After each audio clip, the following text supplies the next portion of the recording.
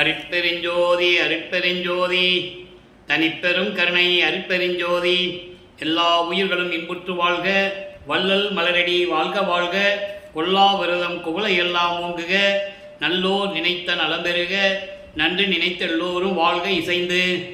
உலக மக்களே, அறிவார்ந்த அன்பர்களே, ஆண்மநேய ஒருமைப்பாடுடைய அன்பர்களே, வல்லப்பமானவருக்கு அருளிய திருவுட்பாவிலிருந்து அருட்பெருஞ்சோதி ஆண்டவருடைய திருவிளையாடல்களை நாம் ஏற்கனவே பார்த்து விட்டோம்.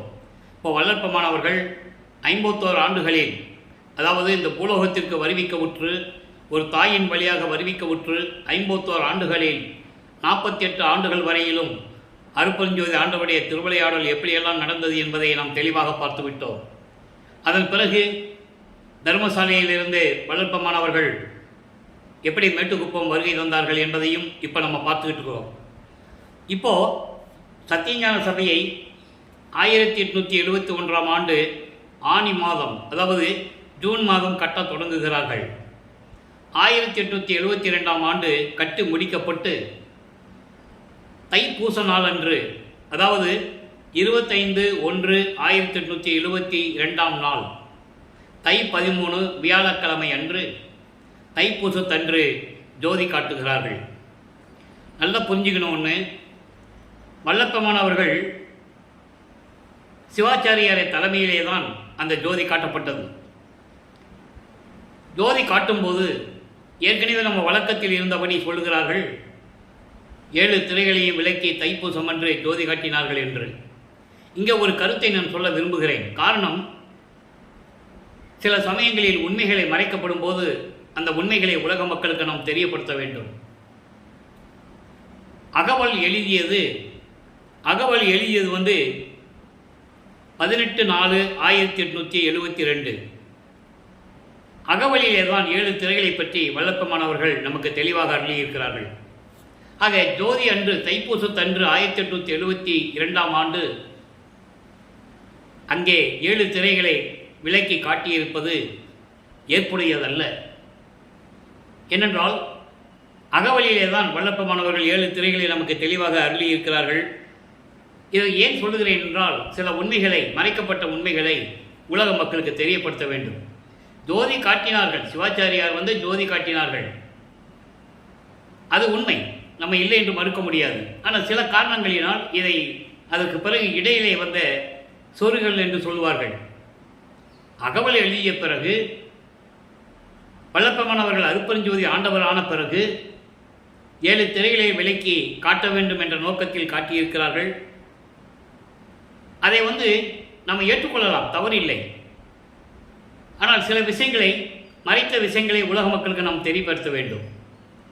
வல்லப்பமானவர்கள் அதன் பிறகு சத்தியஞான சபைக்கு வரவே இல்லை என்பதை நீங்கள் புரிந்து கொள்ள வேண்டும். காரணம், இங்கே சமயங்களும் மதங்களும் மார்க்கங்களும் சார்ந்திருந்த காலகட்டங்களில் அவர்களை சார்ந்தவர்கள் தான் சைவ நிலையில் இருந்திருக்கிறார்கள். ஆனால் அவர்கள் சமய நிலைகளை சார்ந்திருந்த போது அவர்கள்தான் இங்கே ஜோதி காட்டியிருக்கிறார்கள் என்பதை இங்கே குறிப்பிடத்தக்கது. அதன் பிறகு இங்கே லிங்கத்தை வைத்தும் கண்ணாடிகளை வைத்தும் வழிபட்டு கொண்டிருந்திருக்கிறார்கள். இது வரலாறு, அதை நம்ம மறக்கவும் முடியாது, மறைக்கவும் முடியாது. ஏனென்றால் சுத்த சன்மார்க்கத்தை உலக மக்களுக்கு தெளிவாக தெளிவுபடுத்த வேண்டும் என்ற நிலையில் அப்போ யாருமே இல்லை. ஜோதி பார்ப்பது, தீபத்தை பராமரிப்பது 12 வயதிற்கு உட்பட்ட சிறுவர்கள், இல்லை 72 வயதுக்கு மேற்பட்ட பெரியவர்கள். இவர்கள் சைவ நிலையில் இருந்திருக்க வேண்டும். இரண்டாவது, 72 வயதுக்கு மேல் இருக்கின்றவர்கள் சுத்த சன்மார்க்கத்தை சேர்ந்தவர்களாக இருக்க வேண்டும் என்ற நிலையை வல்லப்பமானவர்கள் நமக்கு தெளிவாக அறிவிக்கிறார்கள். காரணம், 12 வயதுக்கு உட்பட்ட சிறுவர்கள் அவங்களுக்கு இந்த பிண்ட துரிசுகள்லாம் இருக்காது. காமம், குரோதம், லோபம், மதம், ஆச்சரியம் என்ற நிலைகள் அவர்களுக்கு இருக்காது. அதே நேரத்தில் 72 வயதுக்கு மேற்பட்டவர்களுக்கு இந்த நிலைகள் இருக்காது. அப்போது அந்த நிலையில் இருக்கிறவர் தான் தீபத்தை பராமரித்து ஜோதி காட்ட வேண்டும், இறைவனை வணங்க வேண்டும் என்ற நிலை வல்லப்பமானவர்கள் தெளிவாக அருளியிருக்கிறார்கள். இங்கே இன்னொரு விளக்கத்தையும் சொல்ல வேண்டியிருக்கிறது. காரணம், வல்லப்பமானவர்கள் இந்த பூலோகத்திற்கு வருவிக்க உற்று அதனுடைய நோக்கம் என்ன? சுத்த சன்மார்க்கம் உலக மக்களுக்கு தெரியப்படுத்த வேண்டும். உலக மக்களை எல்லாம் சுத்த சன்மார்க்கத்தில் இணைத்து மக்கள் எல்லாம் ஒன்றுபட்டு வேற்றுமை இல்லாமல் வாழ வேண்டும், இன்புற்று வாழ வேண்டும் என்பதற்காகத்தான் இந்த பூலோகத்திற்கு வருவிக்க விட்டார். அருப்பஞ்சோழர் வருவிக்க விட்டார். 48, அதாவது சென்னையில் இருக்கும்போது 32 ஆண்டுகள் வரையிலும் சமயங்களையும் மதங்களையும் மார்க்கங்களையும் சார்ந்து இருந்த போது அது இறைவனுடைய திருவிளையாடல் என்பதை நாம் ஏற்கனவே 345 பதிவுகளில் நாம் ஏற்கனவே பார்த்து விட்டோம். அதன் பேர் சுத்த சன்மார்க்கத்தை பெற்ற பிறகு அவர் மேட்டுக்குப்பத்திலிருந்து சத்தியஞான சபையை கட்டியதும், கட்டி முடித்த பிறகு அந்த முதல் தைப்பூசத்தன்று வந்து கலந்து கொண்டதும் உண்மை. அதன் பிறகு அவர் சத்தியஞான சபைக்கு வருவதில்லை என்ற நிலைதான் ஏற்பட்டது. காரணம், இங்கு நடந்து கொண்டிருந்த நடவடிக்கைகள், சமயங்களை சார்ந்த நிலைகள் எல்லாம் இங்கே நடந்து கொண்டிருந்தன. அப்போது இந்த நிலைகள் இருக்கும்போது வல்லப்பமானவர்கள் அங்கே மேட்டுக்குப்பத்திலே இருந்து கொண்டு சில காலங்கள் அவர் மறைந்து இருந்திருக்கிறார். மறைந்து இருந்திருப்பது என்பது அவர் வேறு எங்கேயும் போகலை, எங்கே இந்த ஊரை விட்டு போகலை, வெறிகுழுக்கெல்லாம் போகலை. சுத்த சிவஞான வெளியில் இருந்து கொண்டிருந்தார். அருப்பஞ்சாண்டவர் என்கின்ற திருச்சிற்றம்பலத்திலே அவரும் இருந்து கொண்டிருந்தார். இங்கே யாராவது தேடும்போது அங்கிருந்து வந்துடுவார், அவ்வளோதான். ஆனால் இங்கே இருக்கிறவர்கள் அவர் எங்கேயோ சென்று விட்டார், வெளிநாடு சென்று விட்டார் என்றெல்லாம் கூறியிருக்கிறார்கள். அப்போ வல்லப்பமானவர்கள் கூறிய கருத்து என்னவென்றால், 1873ஆம் ஆண்டு பேருபதேசத்திற்கு முன்னால் இனிமேல் கலியுகம் முடிவதற்கு 27 ஆண்டுகள் இருக்கின்றது என்ற உண்மையை உலக மக்களுக்கு அருளினார். அதாவது உலக மக்களுக்கு அருளினார்கள். 1900 ஆண்டுகளிலே கலியுகம் முடிந்துவிட்டது என்பதையும், கல்பட்டையா அவர்களை அழைத்து 27 ஆண்டுகள் நீதான் தர்மசாலையை நடத்த வேண்டும் என்று சொல்லி தர்மசாலையின் சாவியை கல்பட்டையா அவர்களிடம் ஒப்படைத்ததையும் நாம் ஏற்கனவே அருப்பாவில் கூறப்பட்ட விளக்கங்களின் மூலமாகவும் உரைநடை பகுதியின் மூலமாக நாம் தெரிந்து கொண்டோம். அன்றே சுத்த சன்மார்க்க காலம் தொடங்குவதற்கு 12 மாதங்கள் இருக்கிறது என்று கூறியிருக்கிறார். அந்த 12 மாதங்கள் என்பது 30/1/1874ஆம் ஆண்டை குறிக்கிறது. அன்றுதான் அவர் அருப்பெருஞ்சோதி ஆண்டவரானது. ஆக இந்த நிலைகள் எல்லாம் உலக மக்களுக்கு தெரியப்படுத்த வேண்டியது நமது கடமையாகும். இப்போ இந்த சபையை தொடங்கிவிட்ட பிறகு, அதன் பிறகு வல்லப்பமானவர்கள் இங்கே வடலூருக்கு வந்ததாக எந்த குறிப்பிலும் இல்லை. ஏனென்றால் வல்லப்பமானவர்கள் ஒரு தடவை ஒரு இடத்தில் இருந்து விட்டால் மறுபடி அந்த இடத்துக்கு செல்லுவதில்லை. காரணம், நம்ம சொல்ல வேண்டிய காரணம் இருக்கிறது. மருதூரிலே வருவிக்க விட்டார், அதன் பிறகு சென்னைக்கு சென்று விட்டார்கள். அது குழந்தை பருவம். அதன் பிறகு அவர் மருதூருக்கு சென்றதில்லை. அதன் பிறகு சென்னையிலே 32 ஆண்டுகள், கிட்டத்தட்ட 32 ஆண்டுகள் இருக்கிறார்கள். அங்கிருந்து இங்கே வடலூருக்கு வந்த பிறகு சென்னைக்கு சென்றதில்லை. 9 ஆண்டுகள் கருமொழியில் இருக்கிறார்கள். கருமொழியை விட்டு தர்மசாலையை நிறுவுவதற்காக வடலூருக்கு வந்த பிறகு கருமொழிக்கு சென்றதில்லை. அதன் பிறகு மேட்டுக்குப்பத்தில் வல்லப்பமான்கள் இருந்து கொண்டிருக்கின்ற நிலையில் நாம் பார்த்து கொண்டிருக்கிறோம். அதன் பிறகு அவர் இங்கே வந்ததில்லை. ஆக இந்த நிலையில் இருக்கும்போது அவர் ஞானசரியை உலக மக்களுக்கு அருளினார்கள். அந்த ஞானசரியுடைய விளக்கங்களை பார்த்து கொண்டிருக்கிறோம். மொத்தம் 28 பாடல்கள். ஏற்கனவே முதல் பாடலை நாம் பார்த்து விட்டோம். இன்று 2வது பாடல். ஞானசரி விளக்கத்தை முடித்தவுடனே வல்லப்பமானவர்கள் கொடிகட்டி பேருபதேசம் செய்ததை நாம் பின்னால் பார்க்க போகிறோம். அதன் பிறகு இறைவன் வந்து இவரோடு 2 கலந்தது, இறுதியாக அவர் எழுதிய அகவலுடைய விளக்கங்களை எல்லாம் நாம் பின்னாளிலே பார்க்க போகிறோம். இப்போ ஞானசரியிலே 2வது பாடல். புகும் தருணம் இது கண்டீர் நம்மவரே, நான் தான் புகழ்கின்றேன், என்மொழி ஓர் பொய்மொழி எண்ணாதீர். உகும் தருணம் உற்றவரும் பெற்றவரும் பிறரும் உடைமைகளும் உலகியலும் உற்ற துணை அன்றே. மிகுந்த சுவைக்கரும்பே, செங்கனியே, கொர்த்தேனே, மெய்ப்பயனே, கைப்பொருளே, விளையறியா மணியே. இறைவனை அருப்பஞ்சாண்டவரை குறிப்பிடுகிறார். தகுந்த தனி பெரும்பதியே, தயாநிதியே, கதியே, சத்தியமே என்று உரைமின் பத்தியோடு பணிந்தேன். இந்த ஞானசரியை வழங்கியது உலக மக்களுக்காக. ஞான சரியை என்பது நான் இங்கே ஒரு விளக்கத்தை குறிப்பிட கடமைப்பட்டிருக்கிறேன். சத்தியஞான சபையை அமைக்கும் போது எண்கோண வடிவிலே வல்லப்பமானவர்கள் அமைத்தார்கள். காரணம், ஏற்கனவே திருச்சிற்றம்பலத்திலே சுத்த சிவஞான வெளியிலே இருக்கின்ற சத்தியஞான சபை திருச்சிற்றம்பலம் என்று கூறுவார். அங்கே எண்கோண வடிவிலே அமைக்கப்பட்டது. காரணம், இறைவனுக்கு அருப்பெருஞ்சோதி ஆண்டவருக்கு எண்குணம் உண்டு. தன்வயத்தனாதல், தூய உடம்பினாதல், இயற்கை உணர்வினாதல், முற்றிலும் உணருதல், இயற்கையாகவே பாசங்களை நீக்குதல், முடிவில் ஆற்றல் உடைமை, பேரின்ப இன்ப உடைமை, வரம்பில் இன்ப உடைமை என்று 8 குணங்கள் உண்டு. அதுதான் எண்குண வடிவிலே அமைத்தது. அங்கே சத்தியஞான சபைக்குள்ளே தேவர்கள் இருந்தாலும் சரி, பிரம்மன், திருமால், ருத்திரன் போன்றவர்கள் இருந்தாலும் சரி, சத்தியஞான சபைக்குள்ளே போக முடியாது என்பதை பாடல்களிலே கூறப்பட்ட விளக்கங்களை நாம் ஏற்கனவே பார்த்துவிட்டோம். ஏனென்றால் புலையும் கொலையும் தவிர்த்தவர்கள்தான் சத்தியஞான சபைக்குள்ளே போக முடியும். அதே நிலையை தான் இங்கே வல்லப்பமானவர்கள் சத்தியஞான சபையை நிறுவி, அங்கே எப்படி படிகள் இருக்கின்றதோ, தீபம் இருக்கின்ற இடத்திலே 4 படிகள் உண்டு. நீங்கள் போனால் சத்தியஞான போனால் நீங்கள் பார்க்கலாம். அந்த 4 படிகள் என்பது ஞானசரியை, ஞானகிரியை, ஞானத்தில் யோகம், ஞானத்தில் ஞானம். இந்த 4 படிகளை கடந்துதான் நீங்கள் கடவுள் நிலையை அறிந்து அம்மியமாகக்கூடிய நிலையை அடைய முடியும். 16வது நிலைதான் இறைவன் இருக்கின்ற இடம் என்ற நிலையை குறிப்பிடுவதற்காகத்தான் அந்த 4 படிகள். அதற்கு முன்னால் இருக்கின்ற சரியை கிரியை யோகம் என்ற 12 நிலைகள் சமயங்களையும் மதங்களையும் மார்க்கங்களையும் சார்ந்தது. அதை நீக்கினால்தான் சுத்த சன்மார்க்க நிலைக்கு வர முடியும் என்பதை விளக்கத்தை நாம் ஏற்கனவே பாடல்களின் மூலமாக பார்த்து விட்டோம். அப்போ இந்த 4 நிலைகளை தவிர மறுபடியும் கீழே இருக்கின்ற படிகள் 5 படிகள். இந்த 5 படிகளை கடந்து அதற்கு பிறகு 4 படிகளை ஏறிதான் தீபம் இருக்கும். நீங்கள் சத்தியஞான சபையில் பார்க்கலாம். இந்த 5 படிகள் என்பது பல விளக்கங்களை பல பேர் கூறியிருந்தாலும் கூட வல்லப்பமானவர்கள் நமக்கு அருளிய அந்த விளக்கத்தை இந்த வள்ளலார் ஊழியன் சொல்லுவதில் நான் பெருமைப்படுகிறேன். இந்த 5 படிகள் என்பது ஆன்ம தத்துவத்தை குறிக்கக்கூடியது. பூதங்கள் 5, பொறிகள் 5, புலன்கள் 5, கண்மேந்திரங்கள் 5, இப்படி ஆன்ம தத்துவத்தை குறிக்கக்கூடிய தத்துவங்கள். பூதங்கள் 5 என்பது உங்களுக்கு தெரியும். நிலம், நீர், நெருப்பு, காற்று, ஆகாயம். பொறிகள் 5, கண், காது, மூக்கு, வாய், மெய். புலன்கள் 5, ஒளி, சுவை, உணவு, நாற்றம். நாற்றம் என்பது மனம். கண்மேந்திரங்கள் 5, கை, கால், அபானம், குறி என்று 5 உண்டு. இப்படி இதை குறிப்பிடுவதற்கு தான் இங்கே 5 படிகள், அதற்கு பிறகு 4 படிகள். இந்த நிலைகள் எல்லாம் சத்தியஞான சபையிலே உண்டு.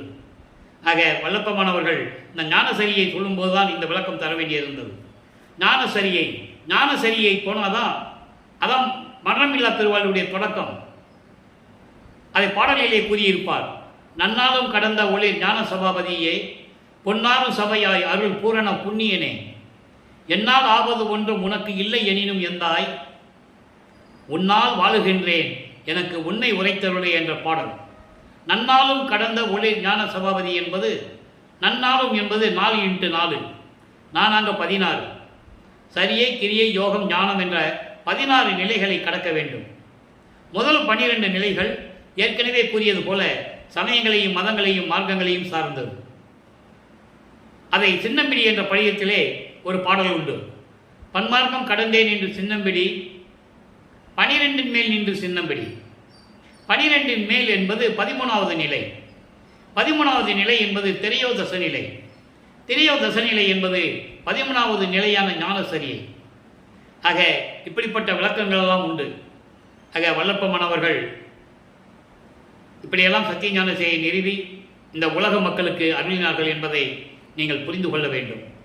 இப்போ இந்த ஞானசரியுடைய விளக்கம் என்னவென்றால், புகுந்தருணம் இது கண்டீர். புகுந்தருணம் இது கண்டீர் என்பது உலக மக்களை அழைக்கிறார். அதனால தான் நம்மவரே இது கண்டீர், நம்மவரே, என்னுடைய உலக மக்களே, என்னுடைய மக்களே, என்னுடைய உறவுகளே, இதுதான் நல்ல நேரம், நீங்கள் தெரிந்து கொள்ள வேண்டும். இதை நான் சொல்லுகிறேன். நான் சொல்லுவதை பொய் என்று நீங்கள் நினைத்து கொள்ள வேண்டாம். பொய் என்று நினைத்து கொள்ள வேண்டாம். காலங்கள், உங்கள் உறவுகள், உற்றவர்னா உறவுகள், புகும் தருணம் என்பது காலங்கள். காலங்கள், உறவுகள், பெற்றவரும், உங்கள் பெற்றோர்களும், பிறரும், மற்றவர்களும், உடைமைகளும், உங்கள் சொத்துக்கள், மண், பொன், இவையெல்லாம் சொத்துக்கள். இந்த சொத்துக்களும் உலகியலும், இந்த உலக வாழ்க்கையும் உங்களுக்கு துணை அல்லவே. உங்களுக்கு துணை யார்? அருட்பெருஞ்சோதி ஆண்டவர். அதான் சொல்றாரு. இந்த காலங்கள் இருக்குல்ல, காலத்தை பொறுத்து தான் எல்லாம் நடக்கிறது. இன்னைக்கு பார்த்துக்கலாம், நாளைக்கு பார்த்துக்கலாம் அப்படின்னு சொல்றோம்ல, இதெல்லாம் நமக்கு துணைக்கு வராது. உற்றவர்களும் சரி, சொந்தவங்களும் சரி, பெற்றவர்களும் சரி, மற்றவர்களும் சரி, உங்கள் உடைமைகளும் சரி, இந்த உலகியல் வாழ்க்கையும் சரி, உங்களுக்கு துணை கிடையாது. அப்படி இருக்கும்போது இறைவனை எப்படி கூப்பிடணுமோ அதை ஒப்பிடுகிறார். மிகுந்த சுவை கரும்பே, சுவை ஒன்று இனிமையாக இருக்கின்ற இறைவனே, செங்கனியே, நல்ல பழுத்த பழமே, பொற்தேனே, இதெல்லாம் சாப்பிட்டா எப்படி இருக்கும்? அதுபோல இருக்கின்ற இறைவனே என்று சொல்ல வேண்டும். மெய்ப்பொருளே, மெய்ப்பொருளே என்பது பேரின்பமான இயற்கை உண்மை விளக்க கடவுளே. கைப்பொருளே என்பது நாம் வேண்டும் போதெல்லாம் நமக்கு அள்ளித்தரக்கூடிய, நாம் இறைவனை வேண்டும் போதெல்லாம் நமக்கு அள்ளித்தரக்கூடிய இறைவன். அப்படிப்பட்ட இறைவனே, விலையறியா மணியே, ஒப்பில்லாத இறைவனே, விலையிட்டு மதிக்க முடியாத, ஒப்பிட முடியாத இறைவனே, தகுந்த தனிப்பதியே. தகுந்த தனிப்பதியே என்பது ஒப்பற்ற சச்சிதானந்த நிலையில் இருக்கின்ற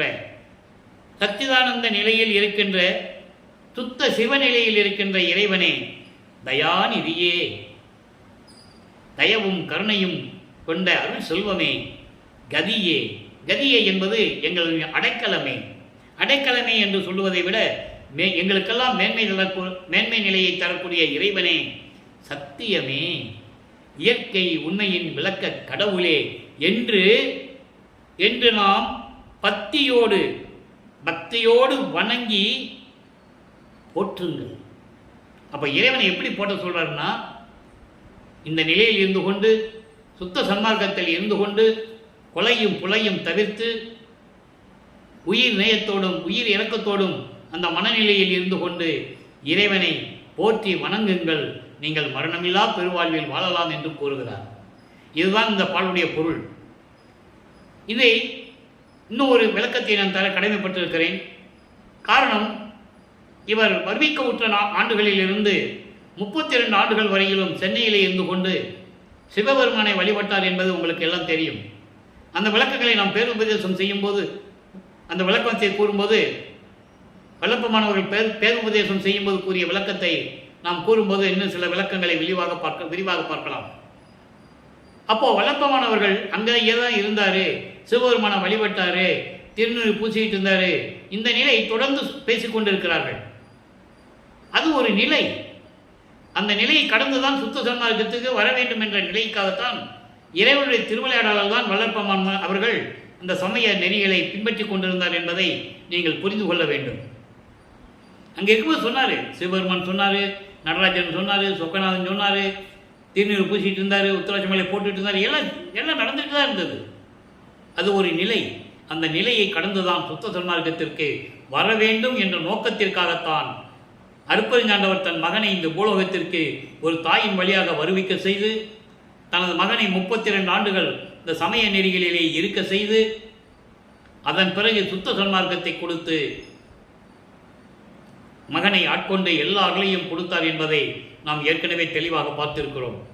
எனவே அன்பர்களே, நீங்களும் சுத்த சன்மார்க்கத்தில் இணைந்து அருட்பெருஞ்சோதி ஆண்டவரை வணங்கி சைவ நெறியில் இருக்க வேண்டும். கொலையும் புலையும் தவிர்த்து இருக்க வேண்டும். சுத்த சன்மார்க்கத்துடைய நெறிகளிலே தலையாய நெறி அது. ஏனென்றால் பரவகாரம், சத்து விசாரம்தான் சுத்த சன்மார்க்கத்தை அடையக்கூடிய ஒரு முக்கியமான சாதனங்கள் என்று சொல்லுகிறார். சத்து விசாரம் என்பது இறைவனுடைய பெருமைகளையும் நாம் செய்த குற்றங்களையும் சிறுமைகளையும் இறைவனிடம் விண்ணப்பிக்க வேண்டும் என்பதையும் கூறுவதுதான், இறைவனிடம் கூறுவதுதான் சத்து விசாரம் அது திருவொற்பாவை பற்றியே இருக்க வேண்டும். அருட்பெருஞ்சோதி ஆண்டவரை பற்றியே சத்து விசாரம் இருக்க வேண்டும். அப்படி இருந்தால்தான் இந்த ஆன்மா லாபம் கிடைக்கும். ஆன்ம அறிவு, ஆன்ம லாபம், கடவுளுடைய தயவு, இரக்கம் எல்லாமே நமக்கு கிடைக்கும். பரோபகாரம் என்பது ஜீவகாரியத்தில் வரும். ஒரு ஜீவன் கஷ்டப்படும் போது உபகாரம் செய்வது, அதுதான் ஜீவகார ஒழுக்கத்திலே பார்த்தோம். பசி, பிணி, தாகம், இச்சை, எளிமை, பயம், கொலை என்ற 7 பிரிவுகளிலே ஜீவகாரிய ஒழுக்கத்தை நமக்கு அருளியிருக்கிறார்கள். அந்த விளக்கங்களை நாம் ஏற்கனவே தெளிவாக பார்த்தோம். ஒரு மனிதனுக்கு, ஒரு ஜீவனுக்கு பசி வந்துவிட்டால் அந்த பசியினுடைய கொடுமை எப்படி இருக்கும்? அந்த பசியை போக்க வேண்டும். நெருப்பு போன்றது. வயிற்றிலே நெருப்பு போல் எரிந்து கொண்டிருந்தால் அந்த ஜீவன் எவ்வளவு அவஸ்தைப்படும் என்பதை நீங்கள் புரிந்து கொள்ள வேண்டும். அதே மாதிரி ஒரு உயிரை கொல்லும்போது அந்த உயிர் எப்படி துடிக்கும் என்பதையும் நாம் பார்க்க வேண்டும். அதனால்தான் கொலையும் புலையும் தவிர்த்து சுத்த சன்மார்க்கத்தில் இருந்து கொண்டு இறைவனை வணங்க வேண்டும் என்று கூறுகிறார். ஏனென்றால் சமயங்களும் மதங்களும் மார்க்கங்களும் சுத்த சன்மார்க்கத்திற்கு முக்கிய தடைகள் என்று கூறுகிறார். எல்லாமுடைய அற்பெருஞ்சோதி அற்புத கடவுளே, இது தொடங்கி எக்காலத்தும் சுத்த சன்மார்க்கத்தின் முக்கிய தடைகளாகிய சமயங்கள், மதங்கள், மார்க்கங்கள் என்பவற்றின் ஆசார சங்கற்ப விகற்பங்களும், இந்த ஆசார சங்கற்ப விகற்பங்கள் என்பது ஒவ்வொரு சமயங்களுக்கும் உண்டு. சைவ சமயத்தினுடைய சங்கற்ப விகற்பங்கள் என்பது அதனுடைய பழக்க வழக்கங்கள், ஆச்சாரங்கள் இதெல்லாம் உண்டு. சைவ சமயத்தின் அடையாளம் என்னது? திருநீர் பூசிக்கிறது, உத்தராட்சி மலை போட்டுகிறது, காபி கூட போட்டுகிறது, இறைவனை சிவபெருமான் என்று வழங்குவது, இது சைவ சமயத்தின் அடையாளம். இப்படி ஒவ்வொரு சமயங்களுக்கும் உண்டு. வைஷ்ணவ சமயத்துக்கும் உண்டு. திருமாலை வணங்குகின்றவர்கள் நாமம் விட்டுக் கொள்வார்கள், பல பெயர்களிலே அழைத்துக் கொண்டு இறைவனை வணங்குவார்கள். அதே போல முருகனுக்கும் உண்டு. முருகன் கௌபாரம் சமயத்தை சார்ந்தவன், விநாயகன் காணாபத்தியம் சமயத்தை சார்ந்தவன், சௌரம் சூரியனுடைய சமயம், இப்படி பல சமயங்கள் உண்டு, மார்க்கங்களும் உண்டு.